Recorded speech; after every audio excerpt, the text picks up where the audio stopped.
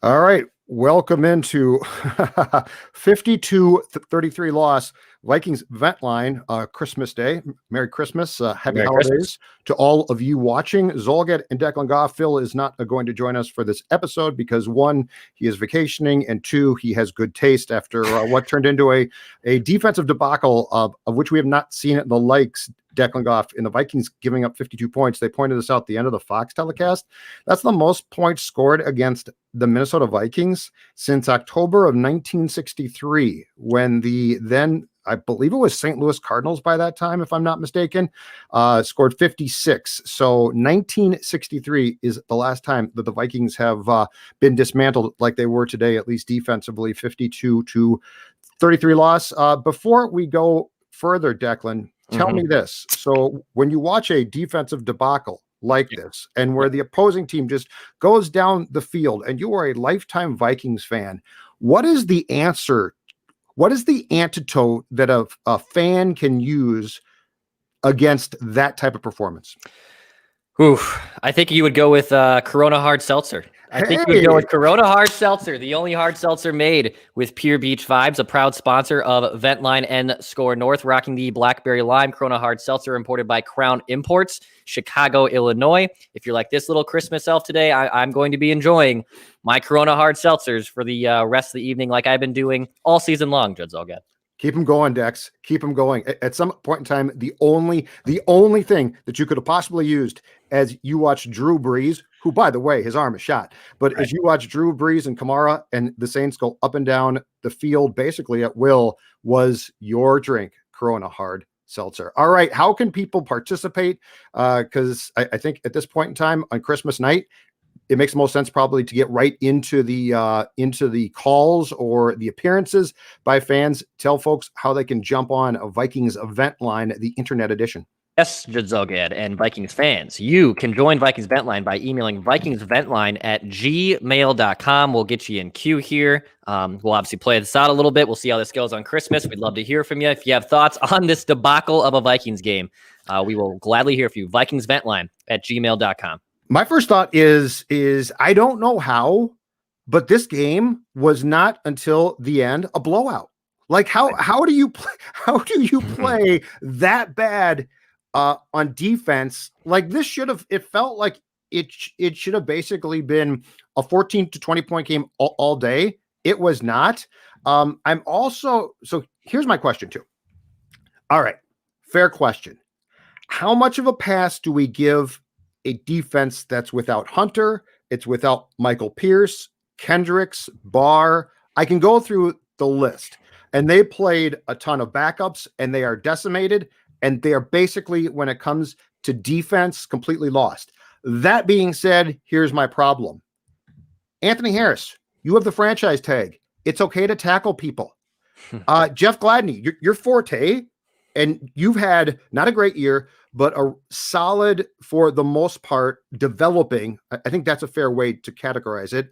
Rookie year, it's okay to tackle. So Dex, I'm sort of conflicted here, because on one hand, I see the rookie starting, and I see guys like, hold on, I'll pull my notes out.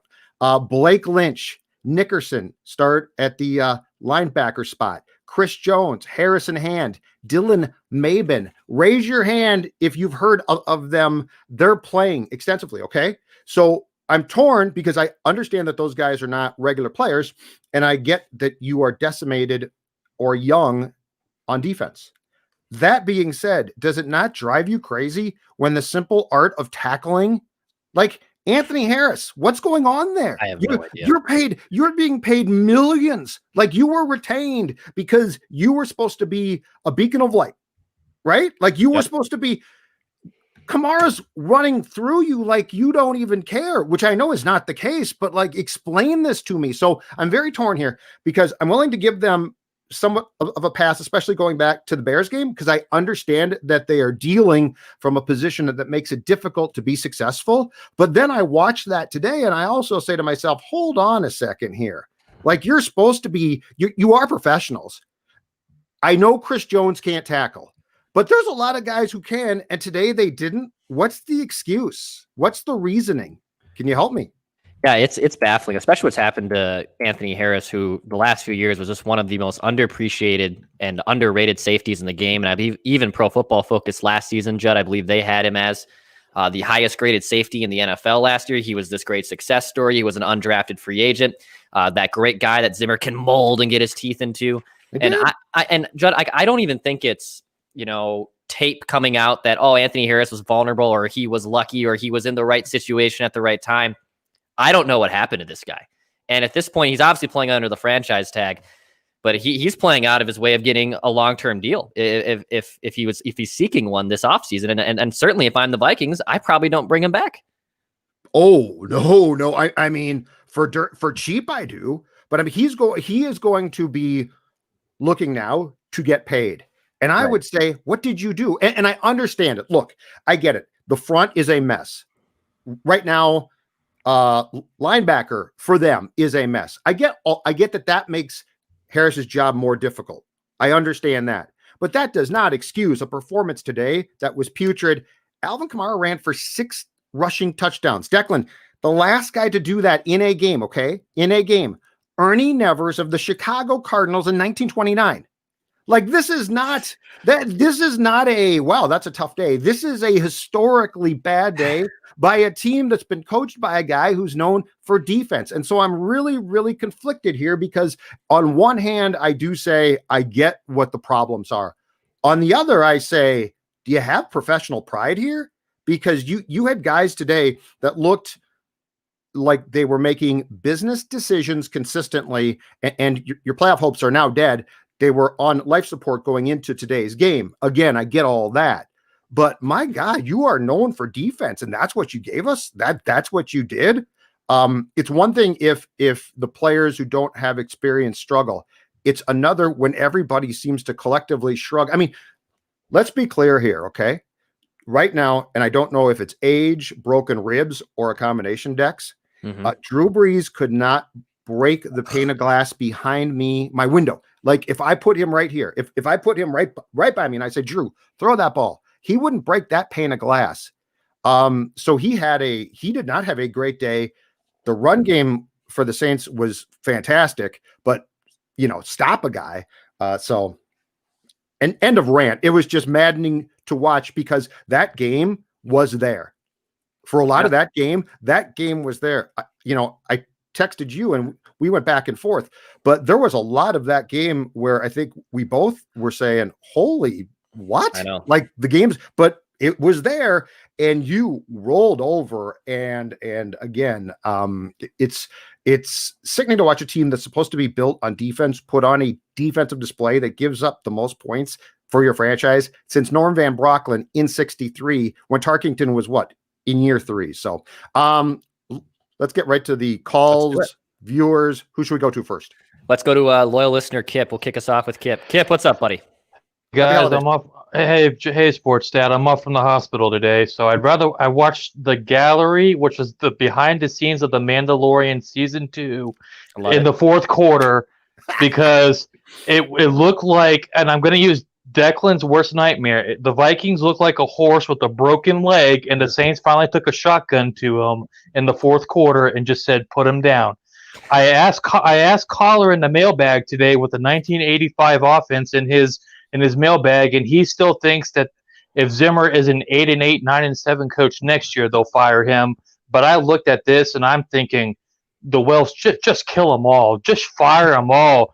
Make Sports Dad's Christmas wonderful by saying fire them all.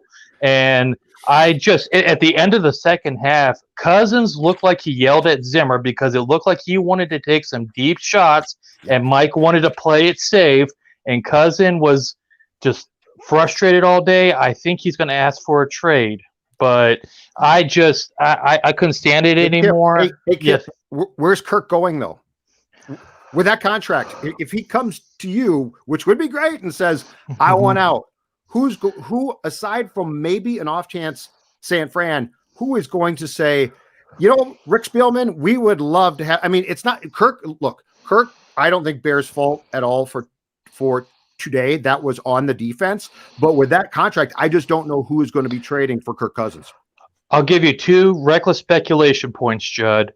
I'm either going to say Indianapolis, because they could offer, let's just say they offered Rick a third, and they'll say, hey, we'll take Cousins for a third, and Cousins will Spielman will bull wrap Cousins and put him on a plane to Indianapolis, or an offseason, a really reckless speculation. I'll pull a Doogie scoop here. Bill Belichick and the Patriots. They got $85 million in cap space next year. They could, let's just say Bill offers you a second and a fourth. Spielman will say, Kurt, get on a damn plane and go play for Bill Belichick and win your first Super Bowl ring with Josh McDaniels, because Cam Newton looks horrible, and that would make my father-in-law very happy, because he's a New England Patriots fan. So I have to put up with it, but both our teams are dead this year. So I think Bill Barnwell wrote a really good piece today on ESPN. Kyle referenced it into it because someone asked him the same question. Bill Barnwell said, Cousins to Indianapolis for a third-round pick. So if you can get a second, a third, and you can reorganize it, and then maybe take your first and all your thirds and move up and to get Justin Fields or the BYU quarterback or Trey Lance, or use it on the offensive line, Penny Sewell, that offensive lineman from Oregon. I think that'll make Christmas for everybody, because you look out there and it's like Zimmer's going, I don't know what to do. I'm playing with JV kids right now. This is like Madden football, Madden 2020-21. It's like, they could have put Taysom Hill out there and say, go go play Michael Vick, and they still wouldn't have been able to stop him. So it was so frustrating today. I just wanted to watch it. It was close. Like Judd, they tease us. They tease us.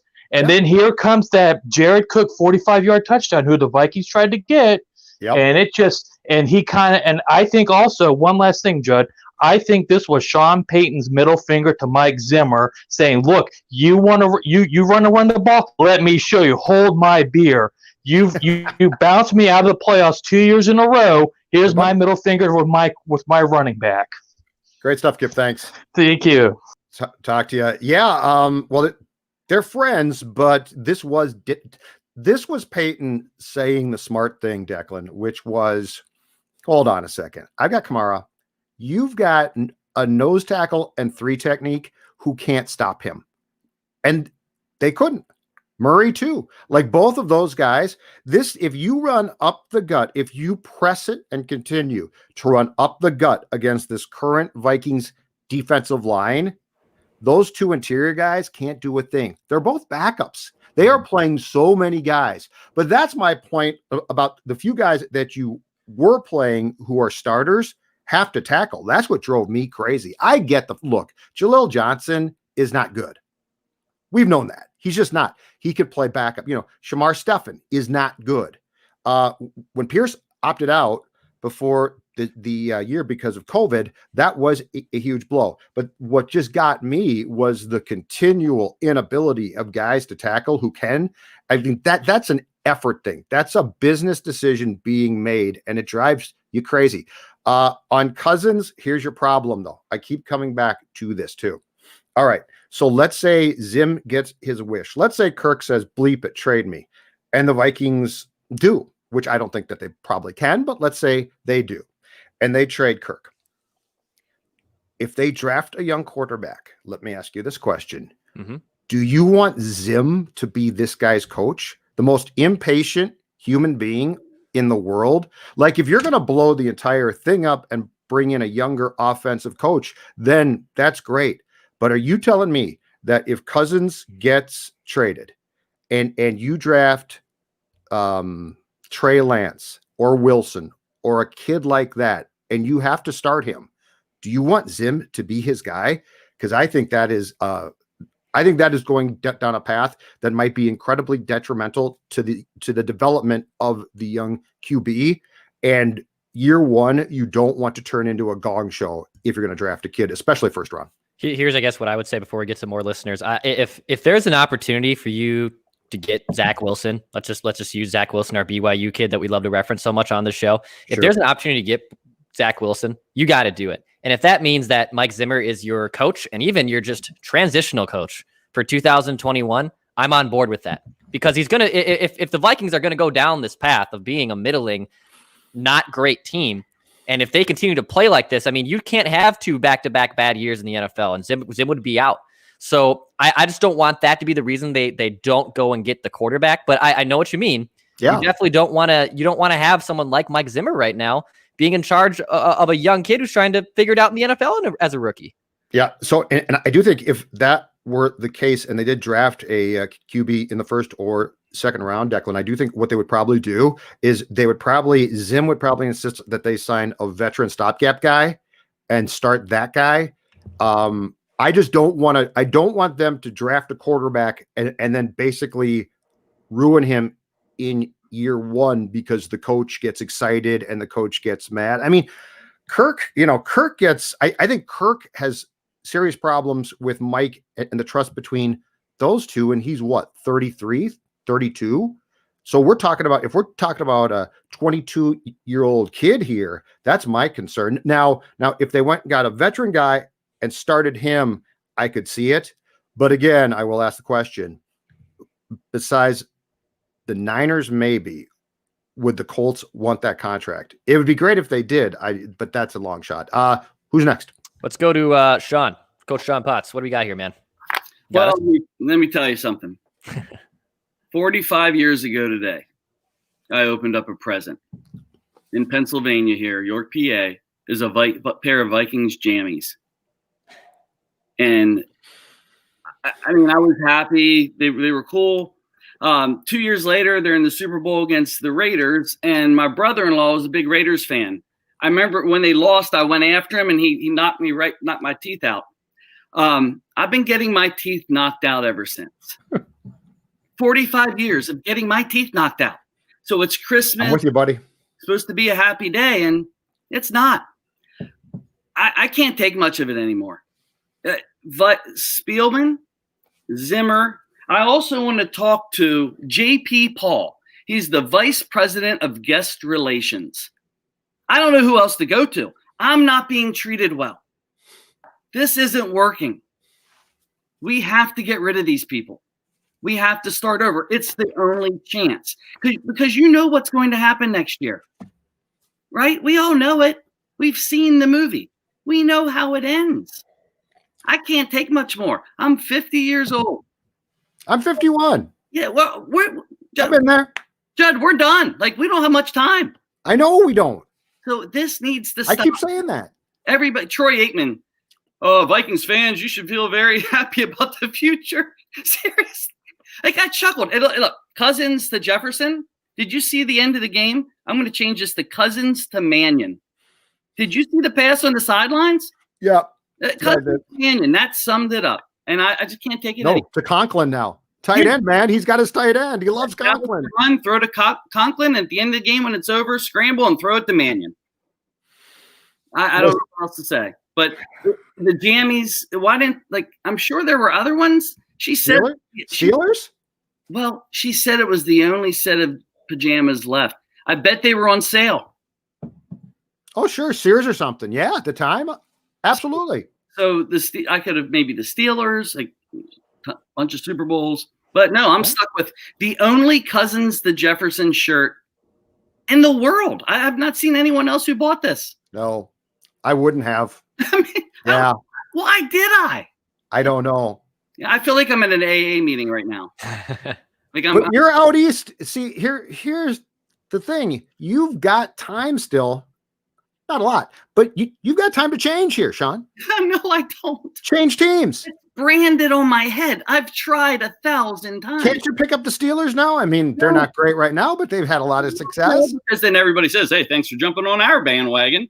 Oh, I mean, it's just, you can only beat your head against the wall X amount of times. And I will say this, people like me and Declan and Phil, we're stuck here.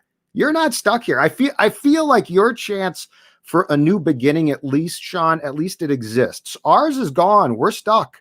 We're stuck with this. Wait till next year. It'll be great next year. Look at all these players they're developing for next year. The first thing I have to do is in this, how many step process that I have a problem. Yeah. I have a problem with the Vikings. Hi, Sean. I believe every year. In fact, 10 minutes after this is over, I'll look to my wife and say, you know what? If those defenders come back next year, it never ends. but it has to end now. You know what? Here's the good thing. You personally have identified your problem. That's the first step. The first step is the recognition that this is a Sean problem. It is. But when's someone going to say, Zimmer, you're a problem? Spielman, you're a problem. Sean Mannion, you should have dropped the pass. It makes him look better. They probably give him stats for that, throwing the pass to Mannion on the sidelines. It has to end. That was nice. But I appreciate you guys allowing me to express. Merry Christmas, man. You too. Happy holidays. Have other miserable people in the world. Hang in there. Call back. Oh, I will. Don't be a stranger. And if nothing else, if you don't give up on this team, we'll help you through it. How about that? Well, I won't give up, so I will need your help.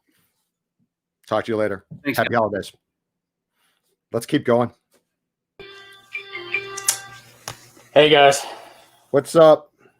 Can you guys hear me all right? I can fine, yeah. Absolutely. All right. Well, man, what a tragedy. You know, I'm actually a pretty new Vikings fan. I became a Vikings fan in 2017. I actually remember it. It was week 3, Monday Night Football against the Chicago Bears when we won by like a safety. And after that game, I was like, you know what? I kind of like this team. And I watched them go 13-3 and flop in the NFC Championship. And even though that was like a tragedy, I was like, you know what, man? I'm starting to like this team, which might have been the worst decision of my life, honestly. Like, just watching this team fail over and over. And I've only been doing this for 3 seasons, and it already feels like I've been watching this team for 40 years fail. Are you close to bailing? Are you close to bailing, Isaac? I've thought about it, and it's actually funny because I remember that same year in 2017, right when I was driving to the sports bar to watch the NFC Championship game. My mom couldn't watch it with me because she was going to work that night, but she was like, "Don't get your hopes up too high because I've seen this story before." I was like, "Oh no, you're just being pessimistic," and she couldn't have been more right. And she, Smart lady. Yeah, I know. I don't really know what I was thinking. I probably should have listened to her. I probably should have become like a Pats fan or something like she advised, but now I'm here and I don't really know what to do, man. All right. Hang in there. It's been what? 3 years now or 4 years? Yeah, 3 years. All right. My advice, give it a 5th year through 5 and then make a life decision that's going to impact you forever. So give it 5 because 3 is, 3 or 4 is small. Give it 5. Yeah. Give it 5 and then sit down after year 5 and consider it. And I think that there's a good chance that you should say there might be a better way. There might be a better team. Yeah. There might be because if you don't do it after 5, I feel like you're probably gone beyond help, like Sean was. So don't get to my age or Sean's age and be stuck like years from now and be absolutely stuck. Give it 5 years and then at least assess it. Yeah. No, yeah. I don't really know who else I'd be a fan of. I kind of like the Cardinals, but Isaac, where are you from? I'm from Minneapolis originally, but actually I live in Montana right now. Okay. You're out. But I could be a Seahawks fan. I don't know. Yeah, absolutely. I think that'd be a better option. Find a team with a quarterback that you trust. That's the starting point. So like the Pats now are gone off the table. But find a team with a QB that you like and trust. Because the heartbreak starts with the quarterback carousel that this franchise has gone through. And then they'll tease you with like a year of Favre, which was great fun, but it's heartbreak.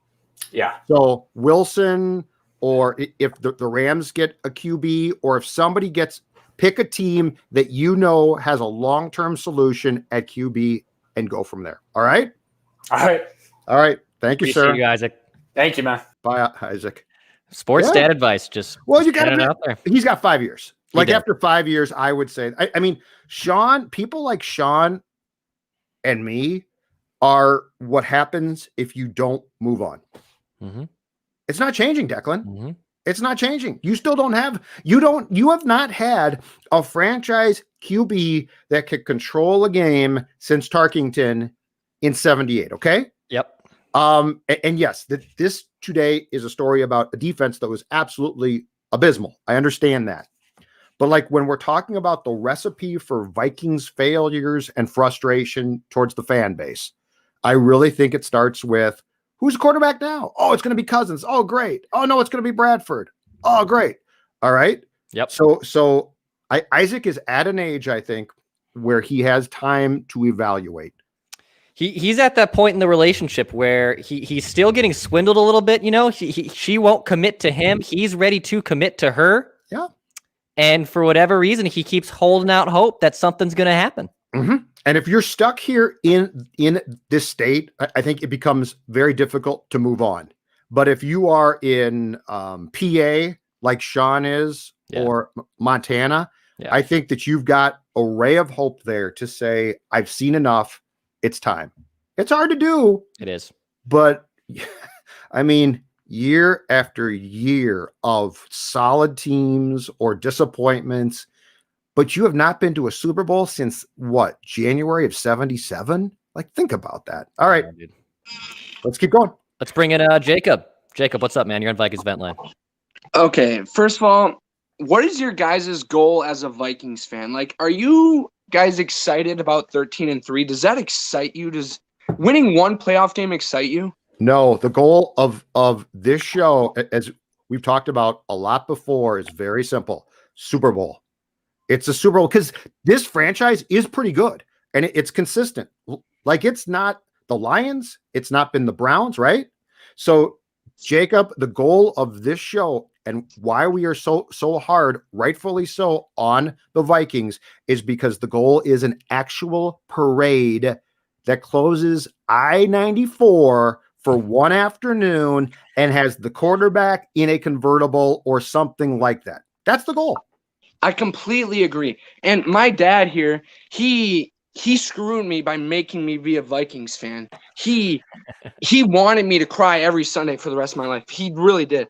And that's also our goal. And he was like, the Vikings, we were the most dominant team in the 70s. It's like, who cares? And for me, in 2017, I was like, we won 13 games. In 2009, we won 13 games. It's just, that's not what excites me anymore. I'm sick of winning in the regular season. And with Zimmer, it's just, that's all we're going to get ever. It's going to go 13-3 to 12-4, maybe 11-5 one year. And then the next year, 7-9. He's never won multiple seasons back to back. You give him a perfect team, which we did in 2017, and the guy couldn't win in the postseason. It's just, Zimmer has to go. And I love him as a person, and I love his like old nature. And it's just, this team needs to make changes because I'm sick of winning in the regular season. Jacob, amen. Put perfectly. And I don't get how every Vikings fan doesn't feel exactly like you do. Like what you said and articulated is exactly like who is the Vikings fan who's like, no matter what, I'm behind the purple. No, hold on a second here. Strive for more. There's no reason why that the last time that this team made a Super Bowl, I was 7. I'm 51. Like that's there's no reason why. I understand that you're not going to be the Patriots, right? We're not asking for that. Yeah, we won one. Yeah, exactly right. And just get back there. Like beat Philadelphia, beat the Saints in 09, beat the Falcons 98, right?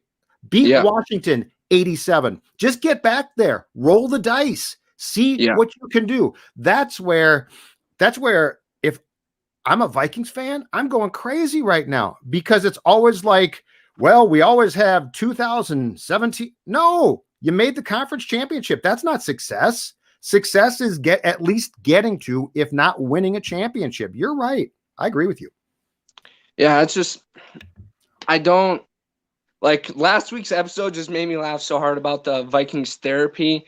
And this week during halftime, I got so angry. I created a vent page on Instagram. No one's even following it. And I don't want people to follow it because it's just me crying on social media. But it's just like I feel so bad, and my goal is winning Super Bowl, and people are like, how do you get mad at these guys? How do you like complain about them? You're not a real fan, because a real fan would love his team no matter what. No, a real fan would want us to win a Super Bowl, and if that takes 13 years of going 0-16, I'm okay with it. Like, it's going to suck till we get there, but that's just all I want, and that's all I wanted to say. And Zimmer Jacob, is not going to get us there. Great stuff, man. Thank Appreciate you. Jacob. Thank you, guys. Merry Christmas. Merry Christmas to you. You too. Yeah, he's right. He's right. And listen, folks, I don't know how to say this, but anyone who's conditioned in this town to just blindly support teams, I don't get it. Like, I don't get it. Like, I get if you are going to stay a fan, and that's fine. So I don't expect you all to bail. That's fine. But what I don't get in this town is this, I bleed purple, win or lose, when that to me does not push for a championship. Dex, it doesn't. Yeah. I mean, Judd, just imagine, let me throw out a scenario here. What if the Cleveland Browns win a GD Super Bowl this year? Okay, let's just say hypothetically they win the Super Bowl this year. Danny Cunningham, what's up? And Kevin Stefanski's able to do it. Yeah. Do you think if you polled a Browns fan and said, hey, was it worth it for 20 years to be one of the most inept franchises, not just in football, but in all of professional sports, but you finally got it. You finally turned the corner and you got your Super Bowl. You know what they're going to say? Yeah, it was worth it because we finally won a Super Bowl. It's infuriating. I understand where these Vikings fans are coming from, and I'm in the boat that Jacob is talking about. I get reeled back in. I think there's hope. I get it. I see a draft pick. Yeah. I see a free agent. I see a head coach come in, and I'm excited. This can work. They tease you perfectly because, one, they're pretty damn good, right? Like, they're well run. They're pretty damn good, right? They spend, right? They go out. I mean, look, I'm not going to ever rip them for going out and signing Kirk, because that was an all-in move. Didn't work, but they did what we complain about the Twins not doing, right? They went in and said, so like they rope you in continually. The Vikings are like this. Hey, here's a lifeline for a Vikings fan. Oh, wow, we're signing the guy. And, the drafts are good. And we've got a competent franchise. And, we won 10 games, and now we won 8, and now we won 9, and now we won 12. So they do all of the things that maintain the fans. But by this point, you also have to fairly say, what the hell here? Like, what's the goal here? Right. And the goal needs to be, and to be clear, I say this as an old guy, the goal needs to be to give yourself a chance for a championship. And I'm sorry, a chance for a championship does not mean getting blown out in the NFC championship game in Philly. A chance for a championship means going to the Super Bowl and playing in that game. All right. So, but the Vikings tease you, and they do a very good job, but see through it, folks. See through the tease and say, hold on a second here. I'm being fed a lot of stuff that I like. It's sort of like they bring you the apps, right? And then they bring you dessert, and then you get done and say, that was great. Do I get the main course? And they say, oh, no, sorry. We gave you all of the stuff around it, but we're not going to give you the main course. And that's what they do. And so, like Jacob said, eventually it gets really frustrating. And I think to true fans, it gets puzzling in saying, all right, let's see that next step. And you don't. Who's next? Let's go to L. L, you're on Vikings Vent Line. What's up, buddy? Hey guys, how's it going? Good, man. How are you?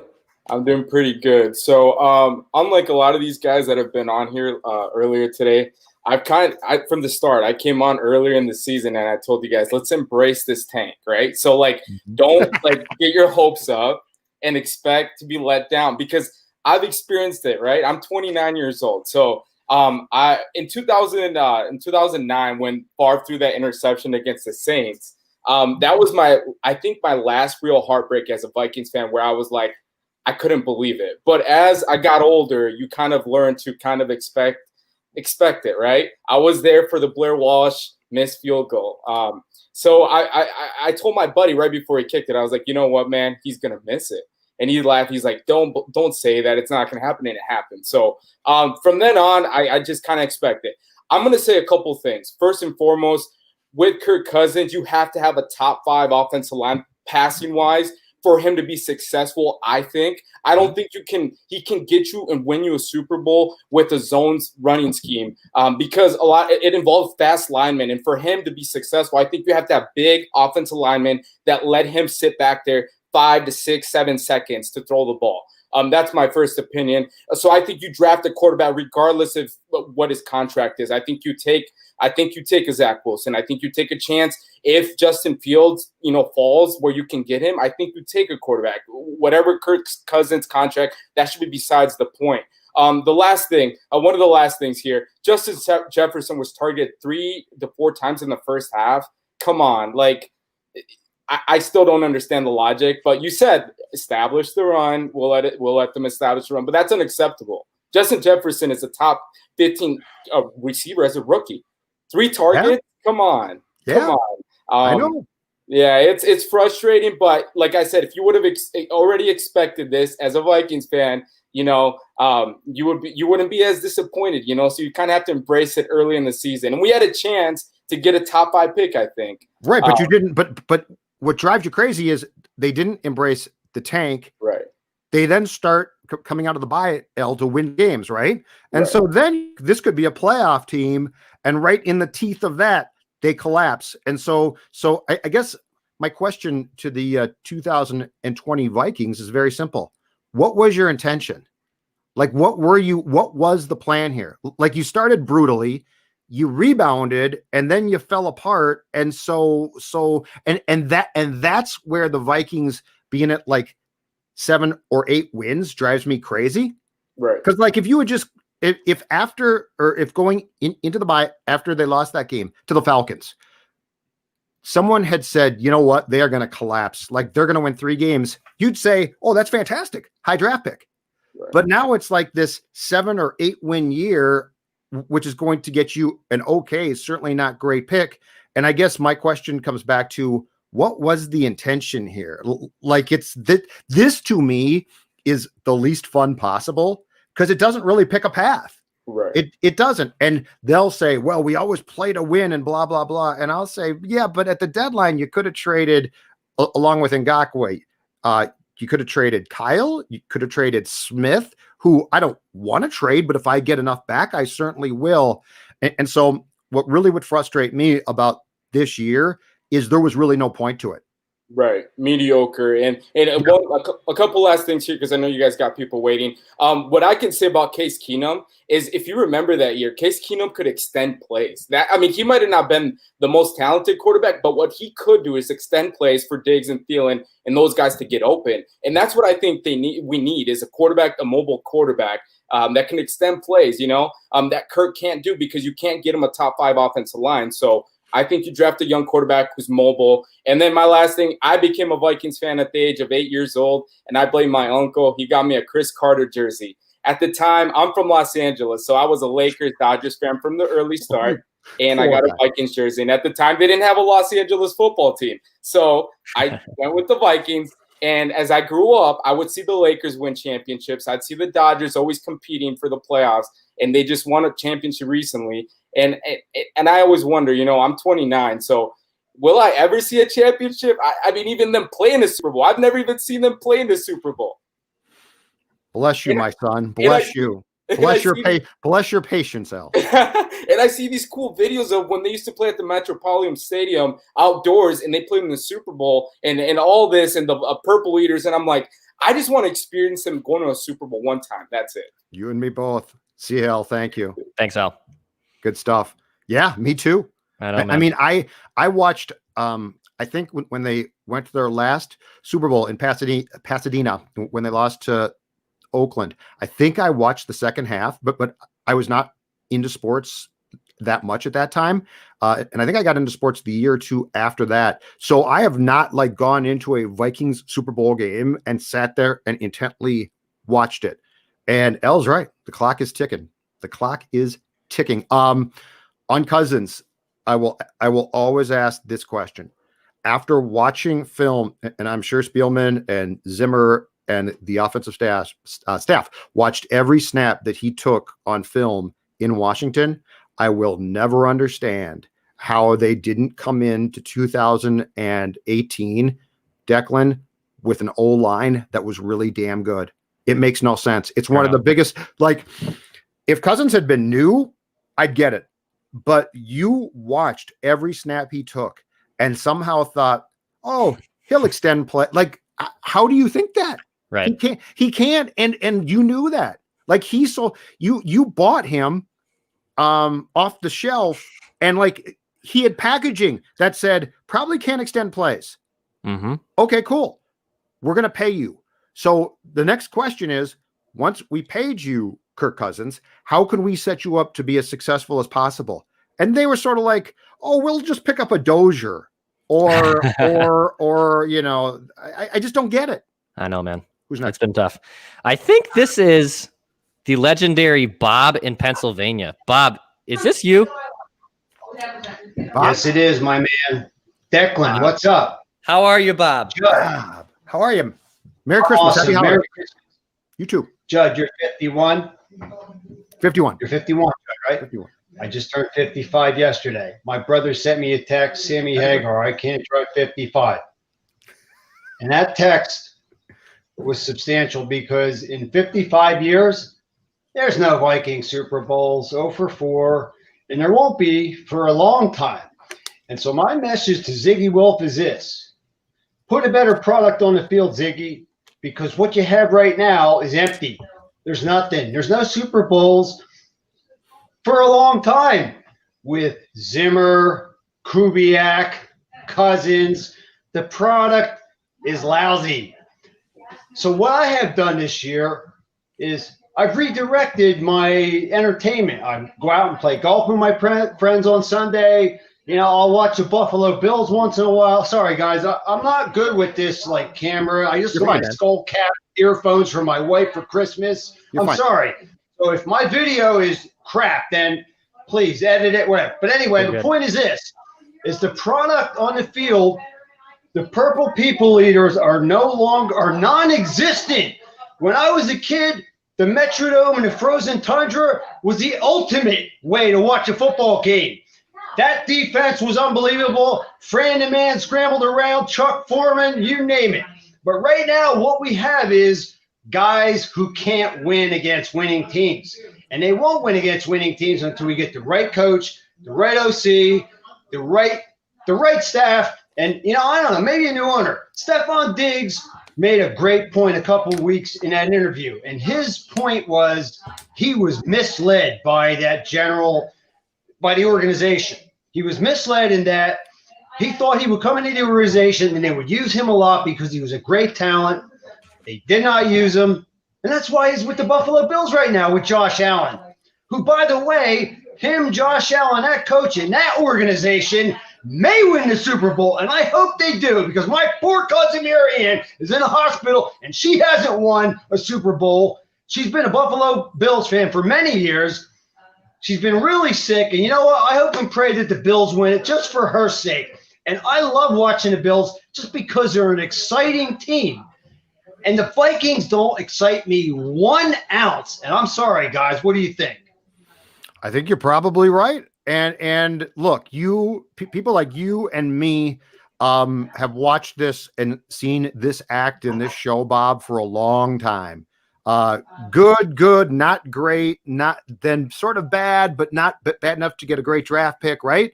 And my question goes back to this: what with Zimmer and Spielman and Cousins?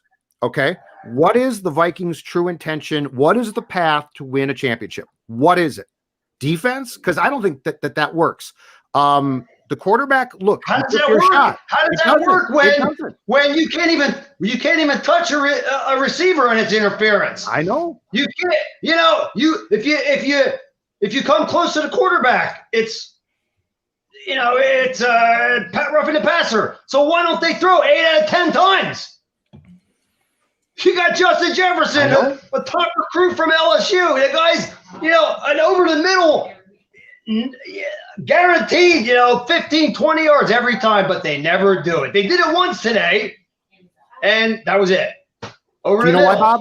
Physical. Over the Bob, middle. Makes the Bob, catch. Bob, Do it once a game. That's not going to win you a Super Bowl. Hey, Bob, it's because they've got Tyler Conklin. He's a weapon. You don't understand. Okay, late in the first half, what you got is a nice 15-yard pass or 10-yard pass to Tyler Conklin. You don't understand how this is going to be successful. A nice pass. Not a pass to win the game. No. Not a pass to ice the game. Not a pass to come from behind and win the game. Nothing. It's not entertaining. So why not go out and play golf and, do something else, watch somebody else? That's what I do. I'm sorry. Bob, great stuff. Great stuff, Bob. Merry Christmas, Bob. Merry Christmas. Good job, too. Enjoy the hot tub. Merry Christmas, my friend. Good job.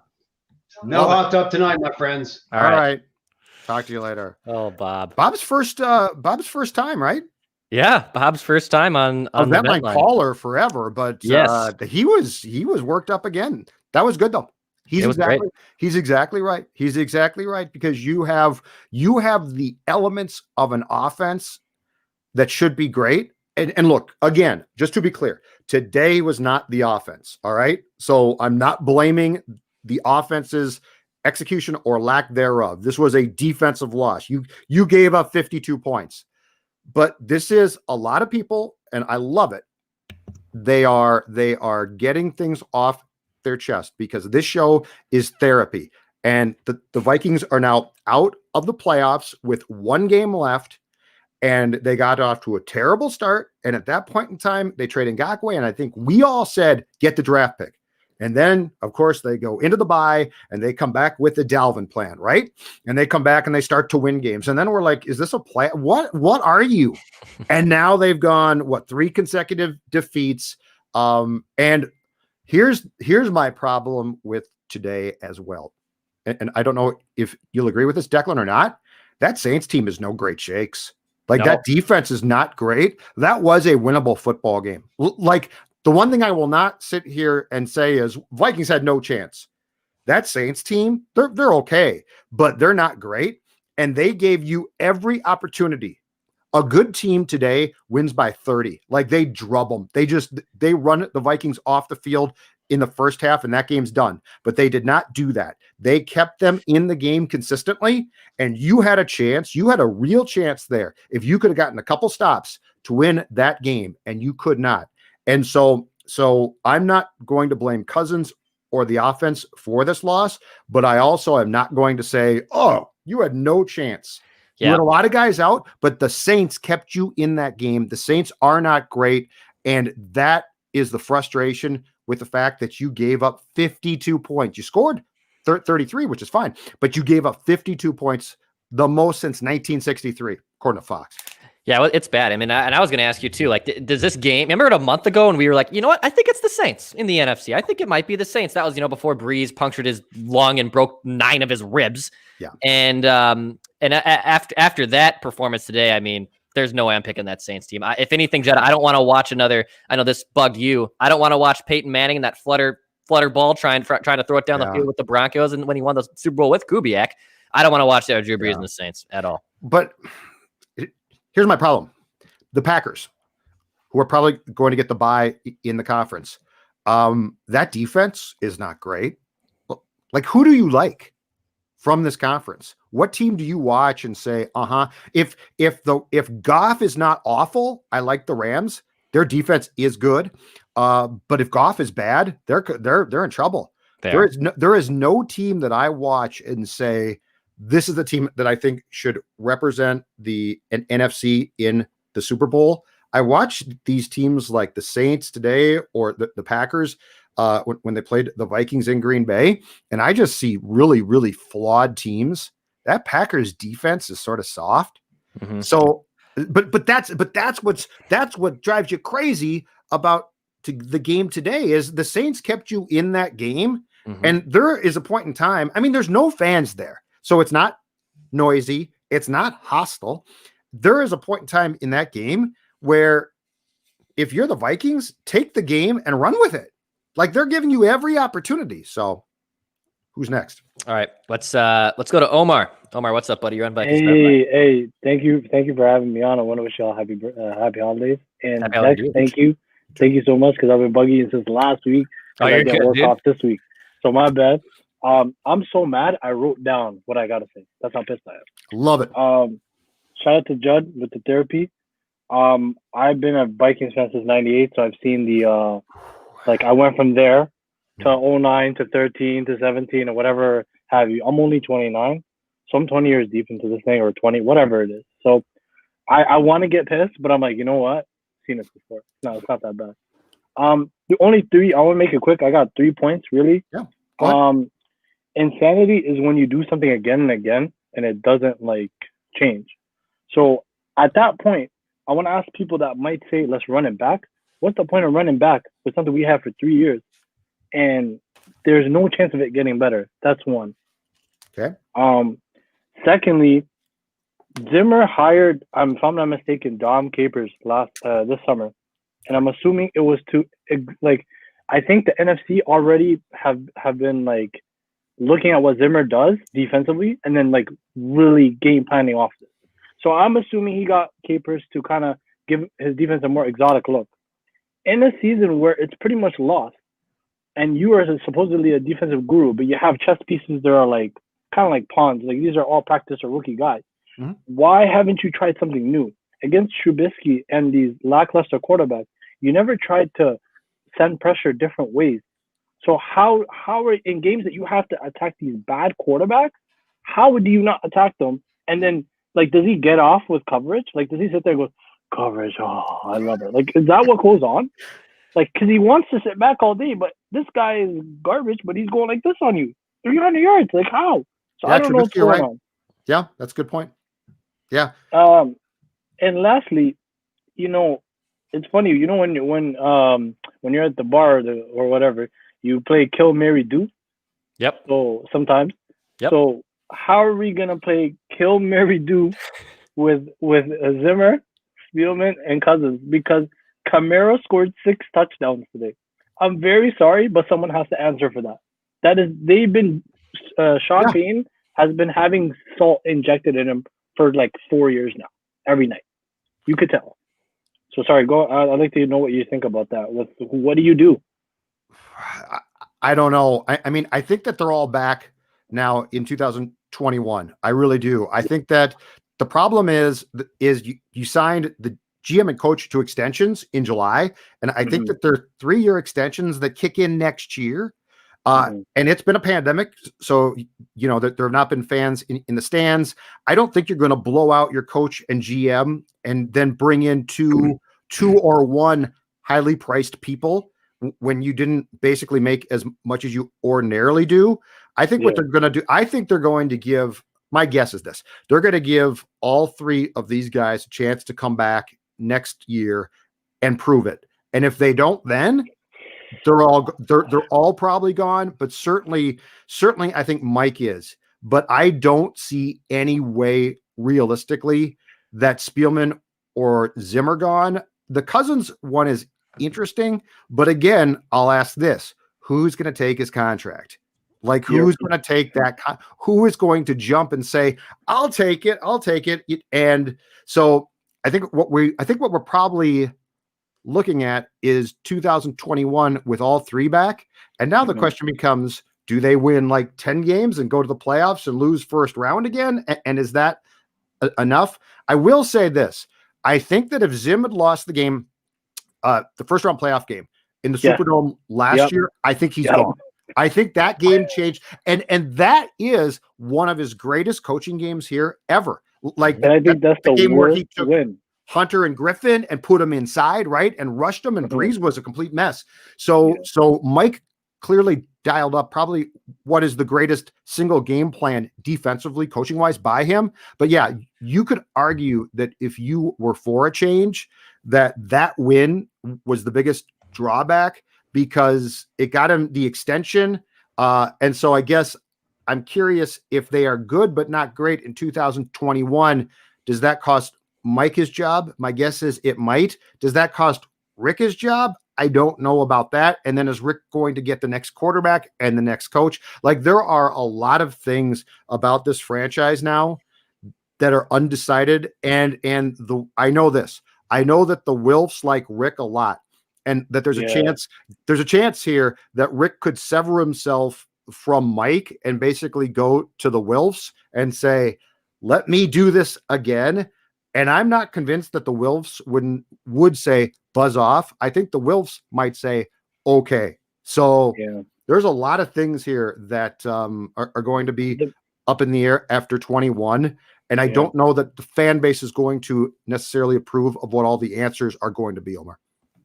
Because I'll just briefly say, because I know a lot of people are waiting. Spielman's fatal flaw is kickers and quarterbacks. One of them is a very important thing. The quarterback is a great point. You're so right. You're so right.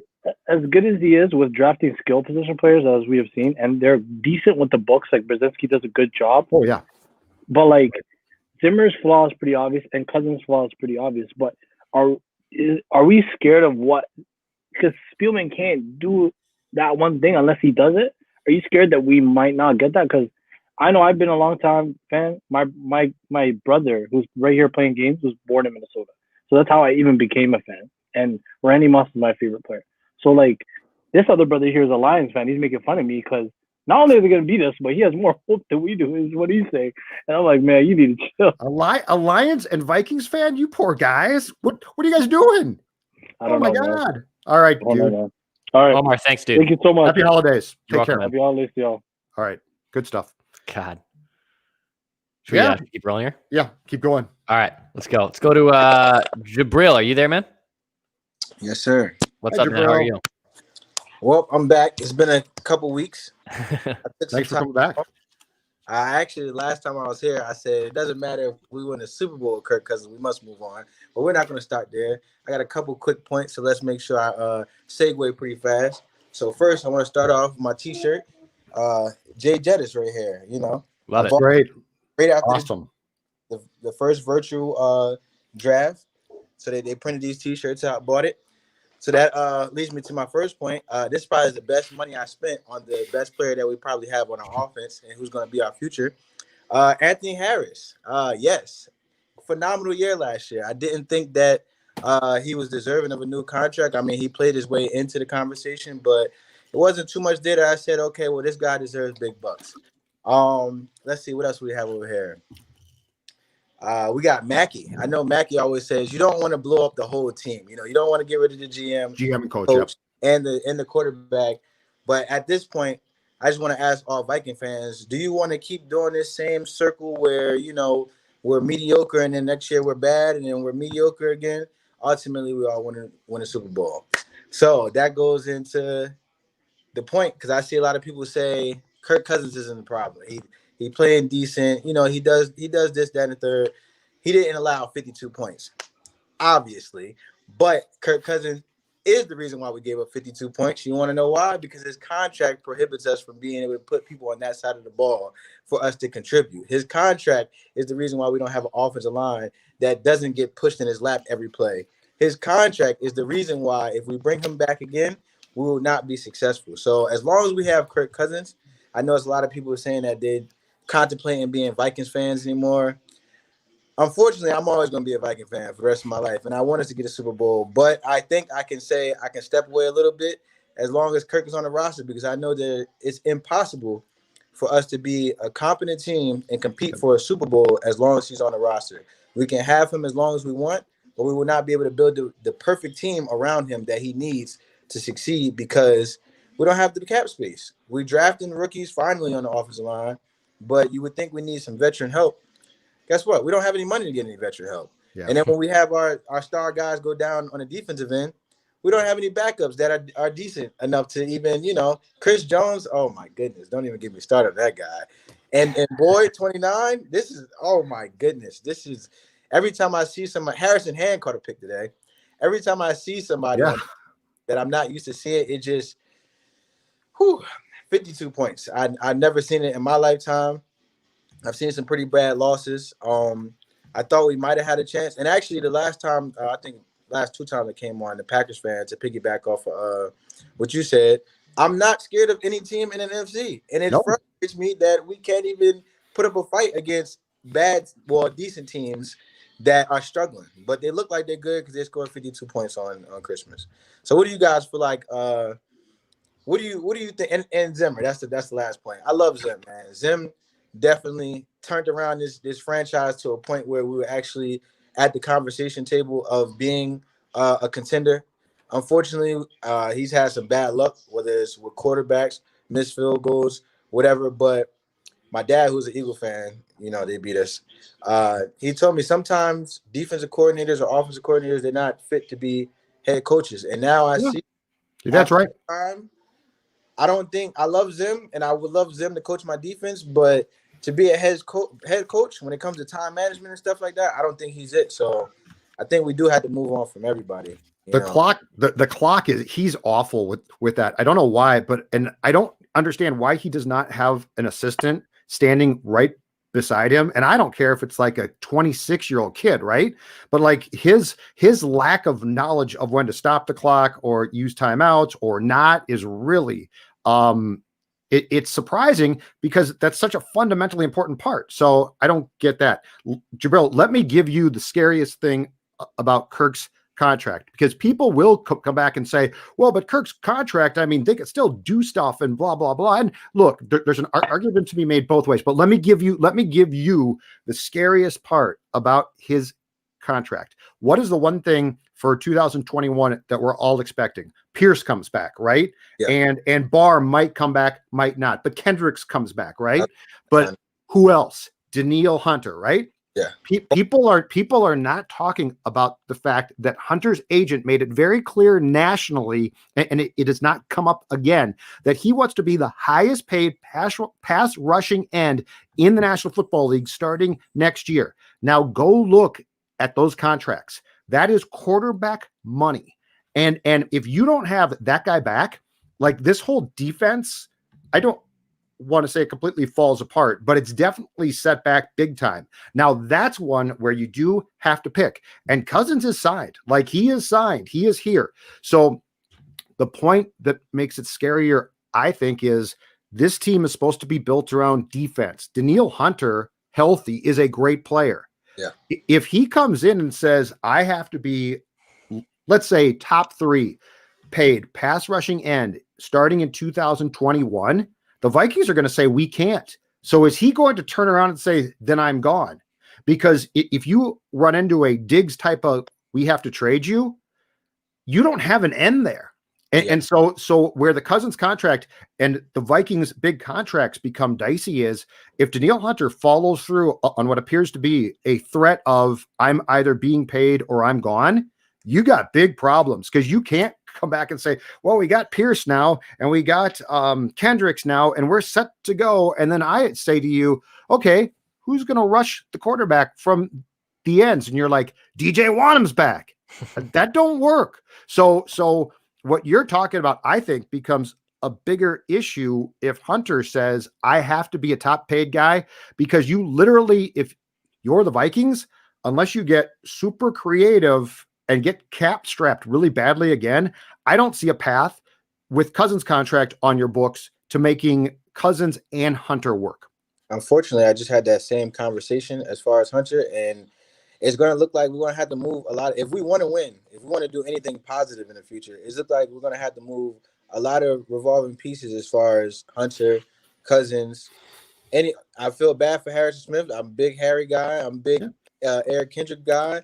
But some of these valuable pieces that we have, if we're going to stick with Cousins, somebody has to move, because what we have right now is exactly what we are. We are what our record says we are, and we knew way back at 1-5 that we would come in and fight back and try to do a little bit, but ultimately we would miss the playoffs. And even we made the playoffs, you can see today that we're not built to win a Super Bowl right now. We have nothing on. There's nothing about our game today or any games, even when we beat the Jags or we beat the Panthers. There's nothing about those games that say, hey, well, we can compete in the playoffs. We have a top 5 capable offense.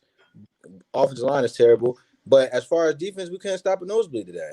No. And so, I mean, if you want to Vikings fans that think that Cousins is good, which he's solid, he's fringe top 10 sometimes. Mm-hmm. If you think that he's good and you think this is the solution, this will be the answer every time. So, I mean, something has to change. And like I said, as long as Kirk Cousins is under contract, I'm going to be watching from afar because I know this story. It was the same thing in You've Washington. seen this movie before, Jabril. Yes, you have. They didn't want to marry him in Washington. We married him. Now we're looking for a divorce. Walked right down that altar, Jabril. Great stuff, man. Thank you. Thanks, Jabril. Merry Christmas, happy holidays. Yeah. Well, but I mean, and the other question becomes, if you are going to continue to ride with Kirk, do you need to actually build the line out and also ride with Kirk and turn Kirk loose? Because right now, this offensive scheme is based around Dalvin, not Kirk. So if you're really going to invest what they're investing in Kirk, Dex, do you need to pivot and say, we need to get Kirk a coach here and a scheme here that basically stars, for better or for worse, Kirk Cousins? Because this scheme right now stars Dalvin Cook, and the supporting roles are Kirk and Jefferson, Thielen. So there's a case to be made that if you are going to put all of your chips in with Kirk, that you actually need to turn Kirk loose. Now, do I think that's going to work? Absolutely not. But like, you're paying this guy to be a star, and you're also saying, but it starts with Cook. So, and your offensive line's not going to be great because we can't really afford that. I mean, Bradbury again, right? Right. Today got bull rushed. Dakota Dozier damn near had his second sack in 3 games today, Dex. I know. Like, he's being thrown back into Kirk. He's like grabbing onto Kirk like he's on ice skates, like a kid about to fall. Like, somebody say to me, hey, there's Kirk, I'll grab him too. No, this isn't how it's supposed to work. He's sinking on the Titanic with him. He's literally dragging him into the ocean. There's no lifeboat. He is being dragged into the ocean. But I mean, he's like a kid. He's like a kid who you put skates on at the rink, and of course they immediately go and hang on to the hockey boards. Right.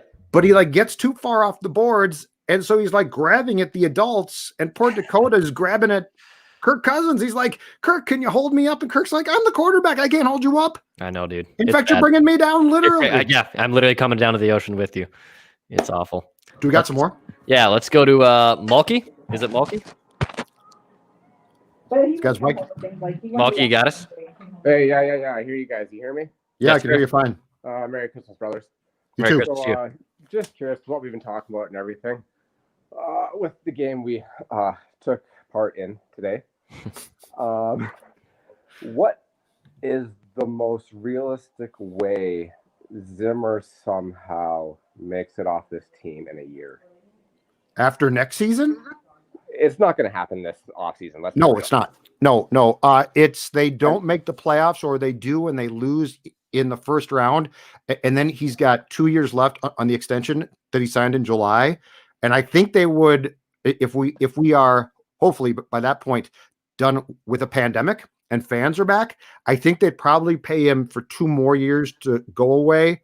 So I think that is, if they make the playoffs and go one and done, or win 8 or 9 games and don't make the playoffs, I think that brings up a chance for a coaching change.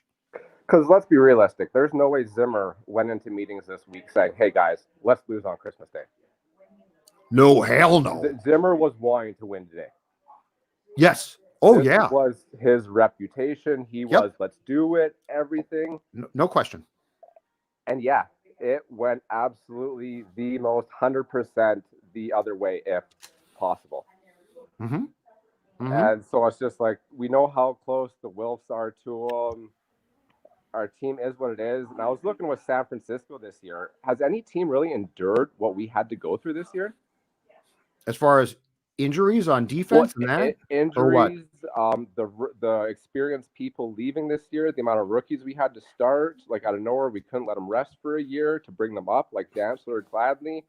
They had maybe 4 or 5 weeks to really get going. Sure.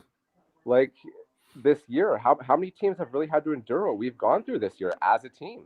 Niners probably, just as far as guys being out and hurt, and the quarterback being hurt. I mean, there's probably a few, but yes, the fact that they basically had to start 2 rookie corners on day 1 with no exhibition games, right?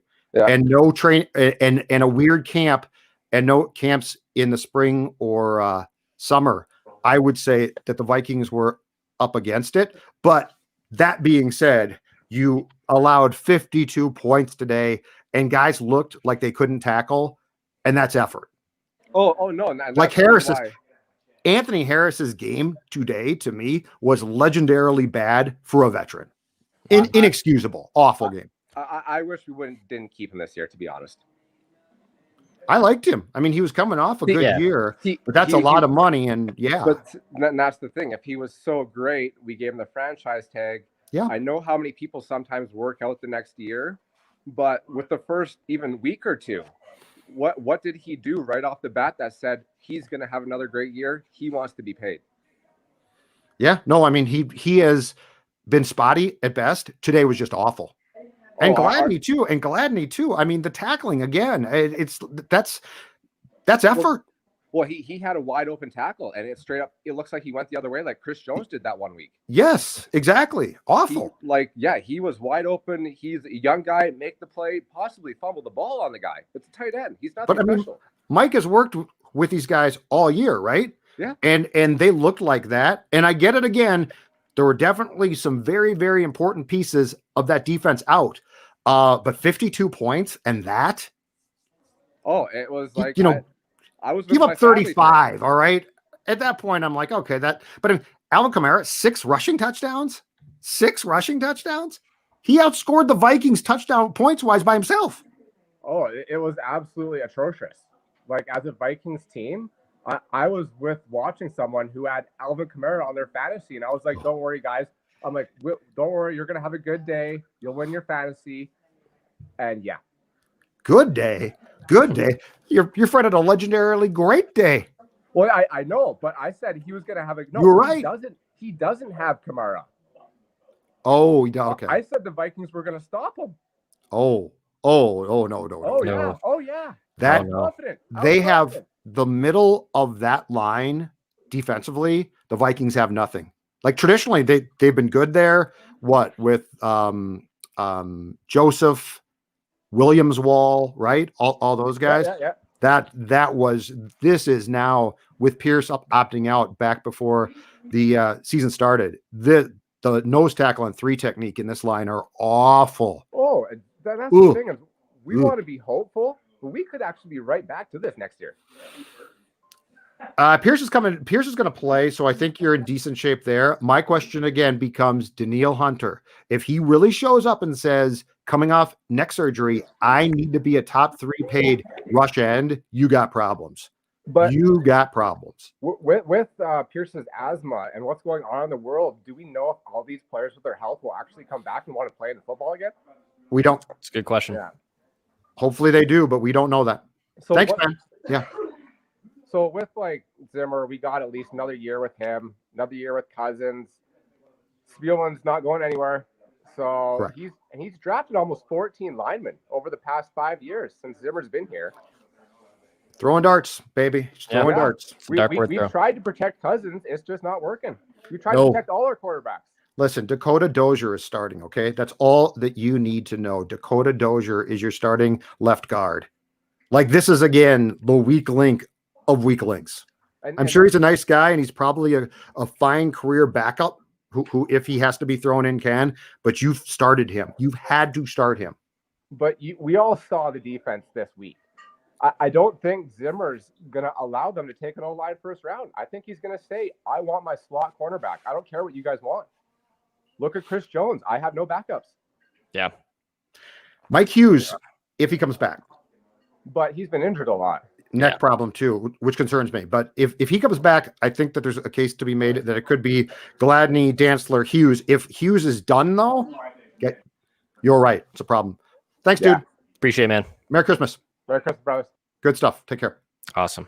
Yeah, the Hughes thing I'm intrigued by because it's a neck problem and it's back-to-back years with neck problems. Yeah. And neck problems, same thing goes for Hunter, Declan. Neck problems scare me. Like football and neck problems, you don't just come back. Hey, my ankle's fine now. So if Hughes can come back and Hughes can be plugged back in the slot in the nickel defense, and it's Gladney, Hughes, and Dantzler, I think you've got a shot. But the problem now too is if Hughes comes back, can Hughes stay on the field? Because that's become a yearly question. Who's next? Let's go to Mitch. Mitch, you're on Vikings Vent Line, man. What's going on? It's it's going. It's another day in the land of 10,000 tears. You're correct.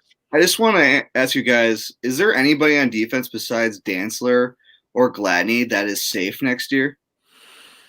Harrison Smith probably, because Zimmer loves him Really? and he's still effective. Harris will be gone. I think Anthony Barr might be gone. Kendricks is completely safe. He's good. Eric Wilson's a free agent, but I think that they're probably going to get rid of Barr and try and sign him back, but I wouldn't call him safe because I don't know if he's going to get a potential multi-year offer elsewhere. Michael Pierce, if he opts back in, will be safe and counted on. Hunter controls his own fate more so, but if he comes back and his neck is fine, he's safe. But that's probably about it. But I think that Harry, Eric Kendricks, Michael Pierce, Hunter are safe for sure. Okay. That sound about right? There's a lot of weight we can trim off this steak here. We got Shamar Stephan, who's making $5 million next year on the salary cap, who hasn't done anything this year. This defensive line's ferocious. Hopefully Pierce next year, and Hunter, he really doesn't have much leverage. But coming off a neck injury, you really can't determine that until he proves himself. So that's all I gotta say to you guys. I mean, it's kind of a crapshoot on defense right now. I agree completely. Yeah, and you gave up 52 points. Like, this is Zim's pride and joy. It's his baby. Right. It's his forte, and you just got done by Sean Payton for 52 points. Like, that is as embarrassing. If that stat is true, that the Vikings have not given up as many as 52 points in a game since they gave up 56 to the Cardinals in 1963. Think about that. That's the Les Steckel year. That's Frazier's D. Like, that is some bad defenses. And a coach who prides himself on being really stout on that side of the ball gave up 52 points. That's just embarrassing. That is flat out embarrassing. And as much as I love Kyle Rudolph, I don't see him in the Vikings uniform next year. Nope. It's been a great run. There's been a great run. We have too many good players in the free agency that we need to bring back. As you said, Eric Wilson's kind of a necessity at this point, especially with Anthony Barr being just kind of an iffy player. So we have too many, cap issues to bring back, these subpar players. Love you guys. Merry Christmas. Merry Christmas, Mitch. Thank you. Thanks, Mitch. Thank you, man. Merry Christmas. Be good. Take care. Yeah, I think it brings up a good point. I mean, I don't want to call them the cap casualties, but the guys that you're going to have to basically pay the piper on. I mean, I think Rudolph's for sure gone. And look, we've said this before too. He is a first ballot Vikings Ring of Honor Hall of Famer. He's probably the best tight end statistically in Vikings history, right up there with Steve Jordan. He's had a great career, and if he still and I still think there's gas left in that tank there. If he wants to go out and try to chase a Super Bowl or just continue his NFL career, go do it. I wouldn't be shocked at all. In fact, maybe the Green Bay Packers. Maybe he just goes next door and gets some touchdowns thrown from Mr. Aaron Rodgers. Wouldn't be a bad spot. That's a good idea. Yeah, I think that in the past 3 games, Conklin has proven he's absolutely fine. In fact, he's a younger, better, souped up Kyle, right? Yeah. Like he has more left, and in 5 years, he'll be beaten down too. But yeah, I think as far as cap casualties go, I think Kyle's gone. I think Barr is probably gone. Those two just off the top of my head. But I am curious. So here's the one thing. What are they going to do O-line wise? Does Cleveland now shift from right guard to left tackle, and Reef is gone? And he is going into in 2021, Dex, the last year of his contract. But, does Cleveland go to left tackle? Who is your left guard? Because you're not good there. And if Cleveland goes to left tackle, my other question is this.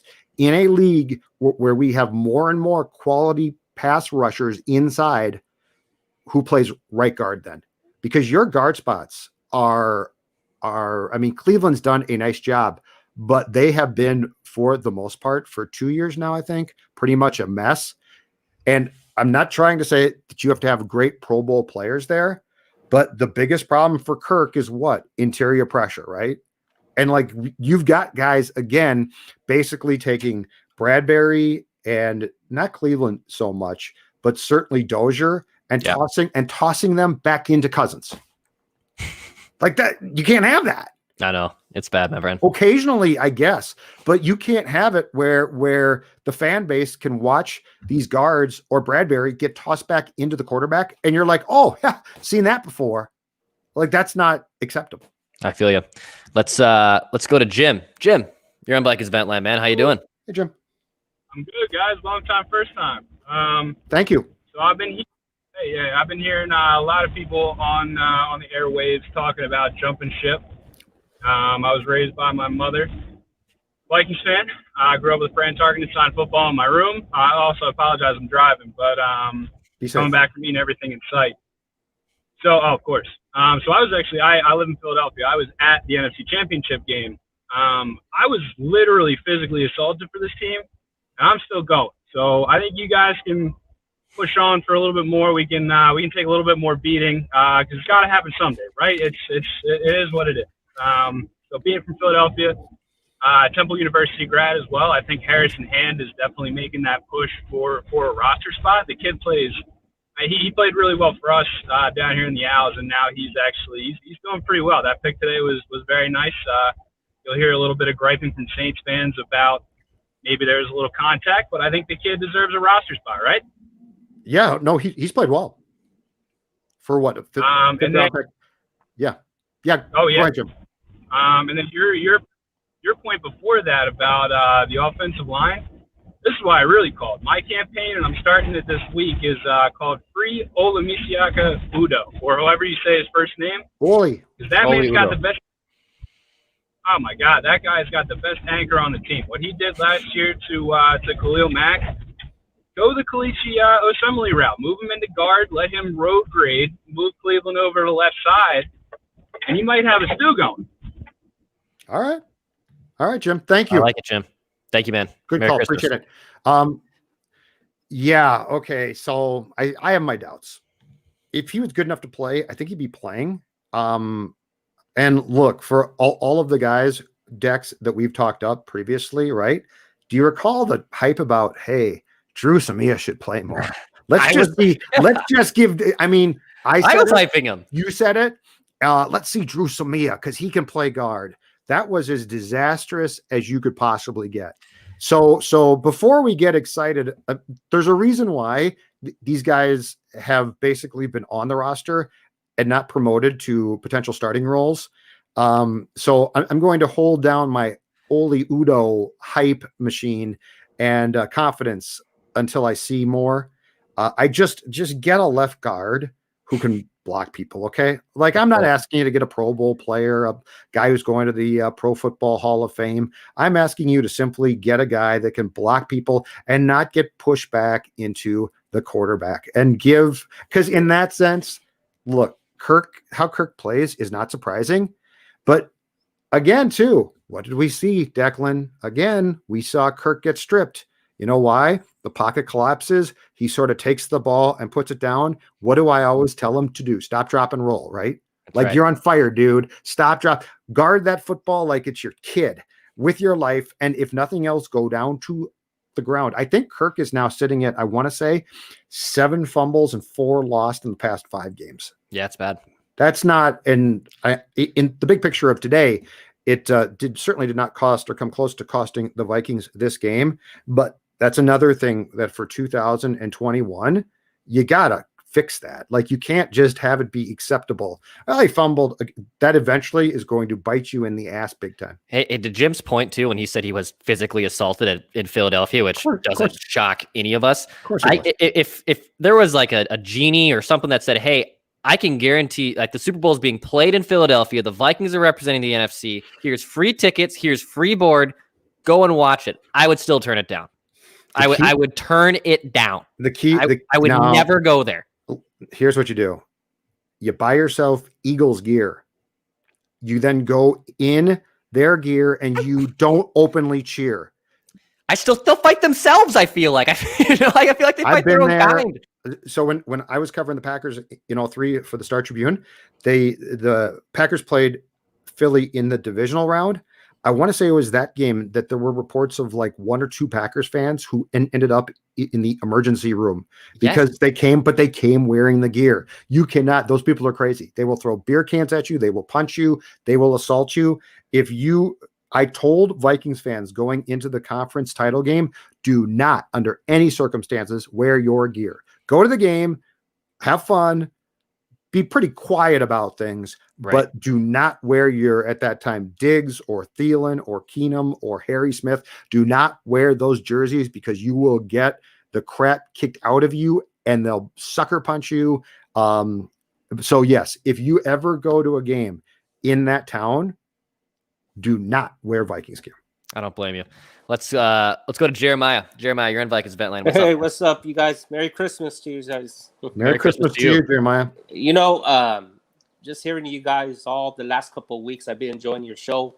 I'm from California, so I've been a Viking fan for 35 years, you know, since I was 5 years old. My dad's from Colorado, and he was a Bronco fan when he was little, and so long story short, he went to a Viking 69 preseason game at Bronco Stadium, and the Bronco players dissed him. And my dad was telling me, some guy goes, "Hey kid, you want my autograph?" It was Alan Page. And ever since then, my dad bleed purple. He's just been the biggest Viking fan. Our whole family's Viking fans. And I seen the tragedy. I seen my first game watching was the 87 divisional player round when we beat the 49ers, where I think was 13-2 that year. And Anthony Carter went for 200 yards. Like, we're thinking, okay, we beat the best team in football. Then Darren Nelson, you know, screwed up that game. And you go through all those years. But you know what? Something about bad luck, you know, that 2017. And I was telling my dad this, is that I think it was the Panthers game. Because I think we were tied with the Eagles. I think we were a game ahead of them. And if we would have beat the Panthers, I think it was in Carolina, we would have won that game. We would have got home field advantage out through the playoffs. And that's when I think Adam Thielen, they robbed him. And I think at the end of the first half, they robbed him for a touchdown. He was in. They said he was in. And then we just made some mistakes at the end. And I told my dad, watch, we're not going to go to the Super Bowl. He goes, man, momentum is just, we do that. And, you know, at that play, I didn't watch that game. I watched the game, but all my friends are telling me when Diggs caught it, I took off. I couldn't handle it no more. So I was crying in my car, and my parents called me up, and they said, we won. And I started cussing out my mom, like, hey, don't be playing with my emotions. And I turned around, go back. My sister was crying, and we were like, man, this could be our year. And then I don't know what happens. We just fall apart, like on the road and outdoors, like what happened to the Giants in 2000. We just get smoked, and it's just like, man, your feelings just get, you know, your hopes up so high, and then it's just terrible. And just another thing, I think, you know, I'm a big Alabama Crimson fan. Sure. And, you know, I know Nick Saban was that old school coach, and it was just run first, defensive mentality. But in the last 5 years, Nick Saban had to switch it up. You know, his defense ain't that good. They just got tossed around for 40-something against Florida in the SEC championship game. But their offense is so dynamic now. And he had to make some changes. It's not a run first offense no more. It's just, you put any quarterback in that system, the receivers, the skill players, and it's just so unbelievable. And I think with the Vikings, we just have an awesome skill set. Irvin Smith Jr., that guy's going to be a stud, a star. Like 5 catches today. Like you could tell, we give him the ball more, he could go for 100 yards. Jefferson, and just like couple the play calling, like they're doing a lot of fade route.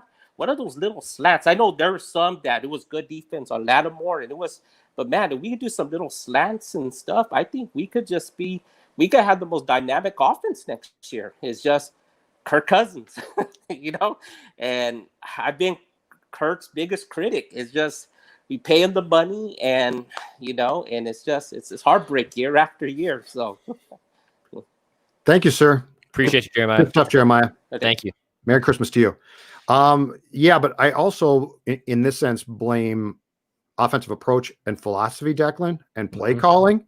That's my point, is if you're going to truly put all of your eggs in the Cousins basket, I think you need to turn him loose more now too, and then see if that works. So I understand the frustration with Kirk. I think a lot of the frustration with Kirk is legit, but I also think that we need to go back to the end of the first half today and Kirk being mad at the sideline.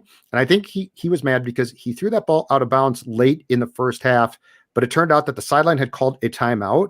And I think Kirk was trying to control that and they didn't let him. Right. I'm not saying Kirk was right there, but I do think that that's another sign of the fact that they don't really trust Kirk. They might be right, but if you're going to pay him that much, you've sort of got to turn him loose, and they won't. And to Jeremiah's point, I think what we're dealing with here is sort of a mix between the Cousins problems, but also how he's handled. And, keep in mind, again, at 1-5 coming out of that bye week, the Vikings came back and won back-to-back games at Green Bay and against Detroit at home. And Cousins in those two games averaged 17 passes per game. Like, this is your essentially $96 million quarterback being asked to throw 17 passes per game. That's ridiculous. It's 2020. Yeah. In 1993, I think that works fine. But that was the transformation to this is, without question, Dalvin Cook's offense. And within that, you're not going to get to where a guy like Jeremiah wants to go, which is, but what about Jefferson, right? Irv Smith Jr., right? Adam Thielen, the passing game. The passing game, everything that the Vikings do from a passing standpoint basically supports Cook and the run, which a long time ago works. But I don't think to get to a championship now, that works. Which is why if they keep the same philosophy in 2021, like, I don't see how you come back and say, well, the defensive parts are for the most part back, so it's fine. It could be a playoff team, but are you a Super Bowl team? I just have serious questions about that. I don't blame you.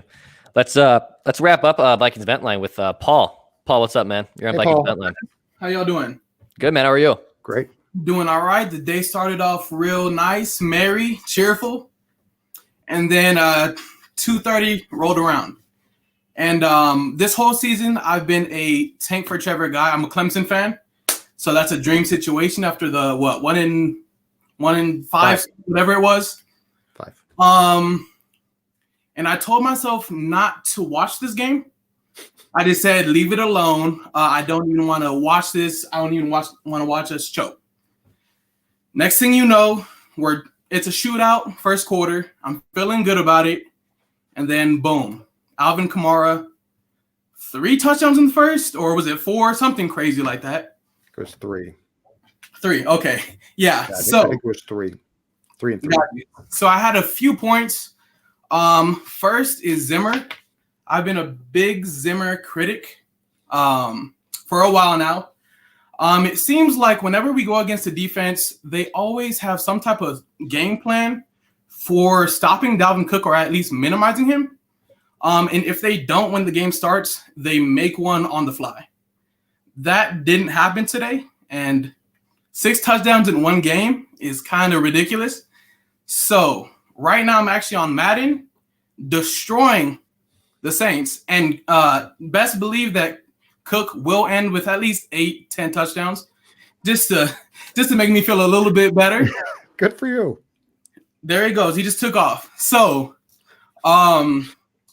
where do you think we go from here? Because like you guys were saying, I don't see them getting rid of Zimmer, which I think would be the best way to go. I don't even see us going with the first round QB. So where do we go from here? Oh, I don't know. I think we, from their standpoint, so I'm not condoning this or supporting it, Paul. I think that we see it largely run back with the thought process of if we have the defensive pieces back and make some improvements, that things will be fine and that this will be a playoff team in 2021. All of those draft picks for the most part are going to be improved, or at least those who played, Gladney and Dantzler are going to have a valuable year of experience. So I think what we're in store for is running it back, trying to be a playoff team. But where this falls short to me is, okay, do I see that as a Super Bowl team? And my answer to you is absolutely not. But they're going to say, yeah, but if we get in the tournament, who knows? And so I really do think that if this team runs it back, like I think that they probably will, and you might be right, they might go defensive line in the first round, defensive back, who knows? I think what this will hinge on, at least for Mike's job security, is can they win a playoff game? Because if they run it back and they're a wild card behind the Packers again, and they lose a first round playoff game like they could have last year to the Saints, I think that could cause a coaching change. The issue is I don't think it necessarily causes a GM change. And so now are you trusting Spielman to get the next coach and possibly the next quarterback? And so you're putting your eggs back in a very familiar basket that I don't know if it's been super successful, at least as far as the QB goes. The other problem too is when Mike got this job in 2014, I really think that Rick said, I can't find a quarterback, so I'm going to find a coach that can stop Rodgers and at the time Cutler and Stafford, right? And in 2014, that actually thought process, I think, worked. It's 2020, 21 now. And I guess my thought is that this league in the time since Mike got the job here has probably gone more offensive and more QB driven now, especially mobile guys that can run and pass. And so I don't know if I trust Rick to identify a really good, young, potentially offensive mind. So I guess what I'm telling you is I think for 21, I think we see a lot of the same with some personnel back. For 2022, that's where it becomes, if things don't go well, really intriguing to me as far as what the Wilfs do, and do they sever ties with both the GM and coach, which right now I would probably guess they won't do both of them. Gotcha. Sorry about that. It's not a great answer. So, hey man, Paul, thank you, dude. Thanks, Paul. Sure. Merry Christmas. Happy holidays to you. Take care. Enjoy Madden. Yeah, no kidding. Where, by the way, to Mackey's point, for a long time, if I was Zim or coach, I would get an accomplished Madden player to basically run my clock for me. Totally. I mean, for God's sakes, Gerson Rosas hired the trade machine guy on ESPN. And it makes perfect sense, right? Yeah, it's smart. I don't say that right with snark or from an ironic standpoint. It's a good thing to do.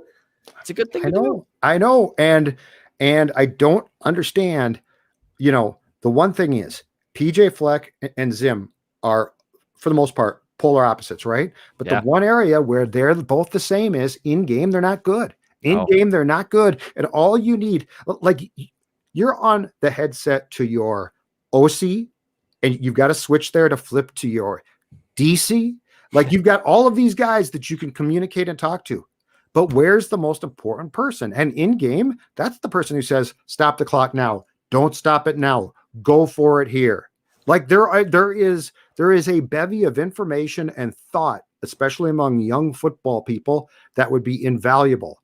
And the Vikings are just like, oh yeah, Zim will get that. Hey, I'm calling a timeout right now. Well, why? I don't know. Just stop the clock. Or challenges, right? The challenge thing. I saw the play on the scoreboard. I'm PO'd. Here's the challenge flag. You have no chance to win that challenge. I don't care. I mean, come on. Are we done here? I think it's done, Judd. I think I'm going to crack a few more Corona hard seltzers.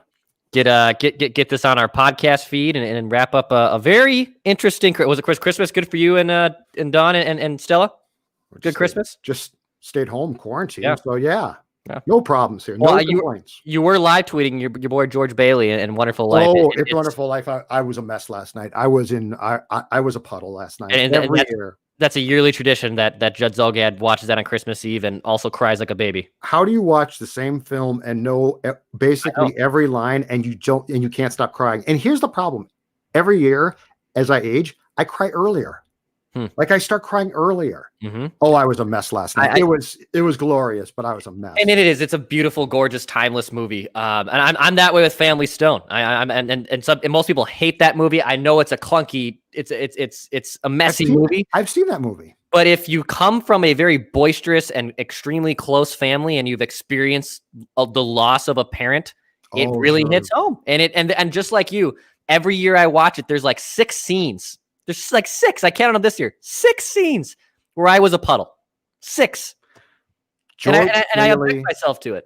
The kindness, though, that's what gets me. The kindness of, I mean, Uncle Billy's a town drunk. He's a complete. I mean, he gives Potter $8,000. What are you doing, Billy? But George did so much, and then it comes back, and all of the people, and his brother comes into town. I'm just a mess by the end, an absolute sobbing mess. It's just embarrassing. All right, we're done.